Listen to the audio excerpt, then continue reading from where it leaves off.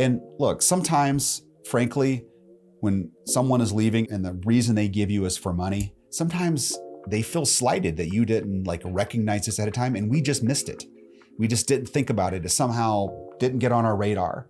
And going with a really contrite spirit is like, look, yes, you deserved a raise. You deserved a raise 6 months ago and I just missed it. I'm sorry. I didn't think about it. I was busy doing other things. I wasn't focused on this. And would you give me a second chance? Let me give you that raise. Let me give you a little more on top of that to kind of take you back to when we should have given you the raise. And let's go that direction. Will that be something that you feel comfortable with?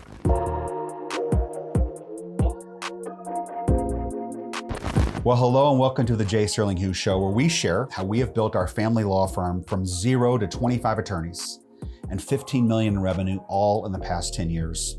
And my purpose is to document what's working and what's not working with hopes that you can take that and you can recontextualize it and shorten your success curve. My name is Jeff Hughes and I'm your host. So in today's show, we're going to explore the question of, should you try to convince the attorney to stay? This seems to always happen on a Friday morning. And for me, there's been a pattern of this happening via text message. I get the message and it says, Jeff, can we talk? And my gut just sinks because I know what this means. And generally speaking, I can sense this. I have a spider sense around people leaving and being prepared to leave and doing all that. But occasionally I'm blindsided. And in one particular case, quite a few years ago, this shocked me. It was a gut punch. It felt like I was just being kicked in the face and it hurt. I couldn't understand why this was coming. So I met with the attorney and she said, hey, look, I'm leaving. I've got a better opportunity.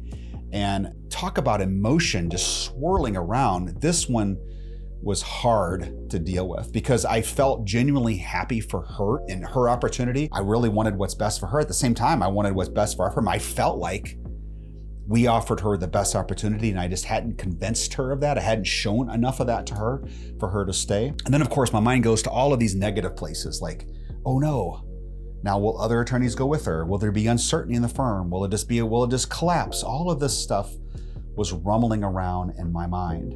And I remember vividly reeling about this for a few weeks. And that's not like me. I can usually roll past this stuff in within a day. But this just stuck with me. It was really hard, really emotional. So this scenario, though, is not uncommon. If we're going to grow a firm and build a firm, we're going to experience this at one point. So the question is, should you try to convince this attorney to stay? And let me answer it like a lawyer, okay? Well, the answer is it depends, okay? It depends on a whole lot of factors. And I want to kind of work through those here in this podcast to kind of break them down for you. But I do want to point out that this is not the time to react emotionally like I did in that case. Like I was feeling very emotional. This is a time to slow it down, be very strategic in our reaction, and follow kind of methodical process to get the most out of this and have the best result that's possible through this whole thing. Because if you're like me, when that happens, like the competitive streak kicks in, I want to just try to convince them to stay just for convincing reasons, right? I don't want to lose, quote unquote, lose. Fear certainly kicks in. I think of all the bad things that could happen, okay? So what I found that there are some best practices to follow when working through this, and there are really 5 of them that I have found in this order, in this sequence, by the way. 1 is determine why. Why are they leaving? 2 is be really candid. This may take a little bit of time, but be really candid. And what is the impact of them leaving? Assess that, okay? 3rd is be prepared. If you're going to convince them to stay or try it, make a run for it, be prepared to offer more than just words, right? We got to do that. 4th is to embrace the fact that, look, the world is changing. The legal landscape is changing, especially since COVID. And some of us may be late to the game. We need to realize that. And 5th is recognize that this attorney's leaving, but there is some golden opportunity. There is a growth opportunity to get better as a leader, to get better as a law firm here. So working through those here. Number 1 is uncover the why behind the decision. That's the first step, understand why. And this is a time, frankly, for just being really slow, really quiet, and just listening. Understand what's going on a heart level with this attorney. Why are they choosing to leave? Are they dissatisfied with some aspect of the firm culture? Maybe they feel like they don't have their own personal growth opportunities or just not there. Maybe there's another personal challenge driving the decision that's really outside of your purview, that you have no control over. I remember one time we lost a tremendously gifted attorney for a decision that was completely outside of our view. We had no control over. We couldn't see it coming. She went to a competitor. I remember sitting down with her to asked her out for coffee. Hey, tell me what's going on. Can we try to get you to stay? And she told me the reason. I'm like, well, we can't control that. So it's over. I get it. Thank you so much. Wish you all the best and so forth. So getting to the real reason why, not just the first reason they give you. Sometimes teammates they don't want to hurt your feelings, right? They don't want to tell you that your culture sucks, you stink as a leader. They don't want to tell you these things, but you got to provide a safe environment as best you can and try to get to the really deep reason why. Maybe it's not you asking the questions even. It could be someone else on your team that this teammate feels more comfortable in sharing the reality with, okay? But get to that reason why, get to those true reasons or reason why they're leaving. Second, be real about the impact of this person leaving. And think of it dispassionately, like you're hovering 30,000 feet above your firm and looking at it, like what will the real impact be? Let me just tell you this, the vast majority of time, like 98% of the time, the firm or the team recovers just fine. It doesn't matter. At the end of the day, it just doesn't matter. Maybe some time to catch up, but over time, I have found that when someone leaves, all the fears I had generally are just overblown. They aren't real. Like when this attorney left in the example I'm giving you here, I remember being so upset about this and talking with one of my friends that's very successful in business. And I was just explaining the process to him. I said, Matt, this is what's going on. He was like, Jeff, I had a coach one time tell me that when this happens, write all the reasons down why this could be a bad thing. Like put it all on a piece of paper, put it in an envelope, seal it, put it in your drawer and let it go. And then go read that in a year and tell me how much of that actually happened. So I actually did that, and all my fears were completely overblown, were not real. They were made up in my little fictional brain that would happen, that didn't happen. So when you do consider the impact of the departure, you got to obviously think through what role does this teammate play in your firm? What do you have to backfill with them leaving? Is it worth the effort to try to do that? Because if it's something you can keep them for, certainly consider that. Are they a top performer with critical client relationships that you need to protect? That's a big part of it as well. Do they hold specialized knowledge that if you don't have this knowledge in your firm, you're going to have a lot of outgoing cases. You're not going to be able to serve the clients that you have. So you got to assess that, of course. Will their departure have a significant impact on your operations, your client service? And if all that is like, yes, that's like hypercritical, then you got to put a ton of effort into that retention effort and approach that very methodically and carefully and hopefully successfully.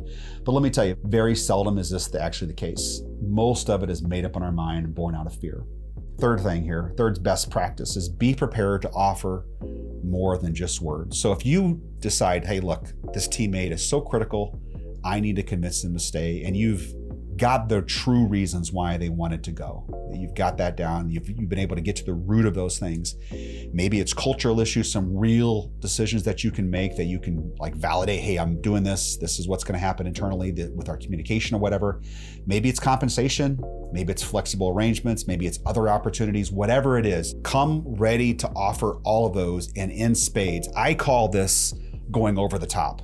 So if there's a teammate that I want to keep, and they're leaving for good reasons, right? Maybe it's more money, not because there's something that they systemically hate about our firm or something, or about the personalities in our firm, is be prepared to go over the top. This happened recently in our practice with one of our associates. He didn't announce that he's leaving, but we heard that he got a really healthy offer. And so we went over the top and said, okay, let's go with what we know you're going to be able to do next year, and let's offer that. And that worked out really well in our case. And look, sometimes, frankly, when someone is leaving and the reason they give you is for money, sometimes they feel slighted that you didn't like recognize this at a time, and we just missed it.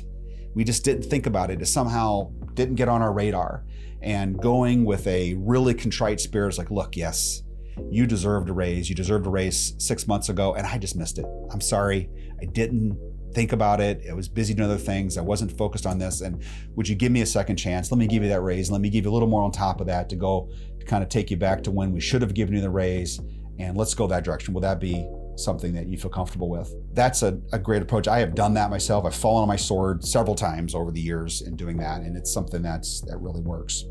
Most of the time though, frankly, people don't leave for money. They're leaving for something else. That's been my experience. Okay, fourth, look, this is all about embracing the changing landscape of the legal profession. As much as we old timers don't love some of the changes that have happened in the past 5, 6, 7 years in the practice of law, the reality is they've happened.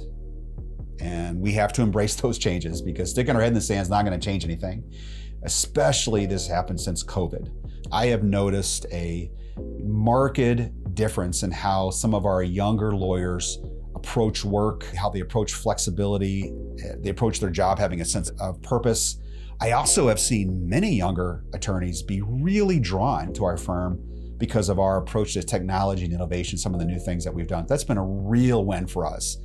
And so understanding that about some of our younger colleagues, that they love the technology that's happened over the years, and bringing that into our firm and making it a part of our central process is really important to attracting them into the firm. I would tell you, we've attracted a lot of attorneys and other teammates through the years because of our approach to technology and innovation. I've also seen some firms that are clinging to an outdated model of FaceTime over results, meaning they've got to be butts in the chair and they've got to be here at 8 and they can't leave until 5 and they need to come in every other Saturday from 9 to 12. That happens still, and that's just foolishness.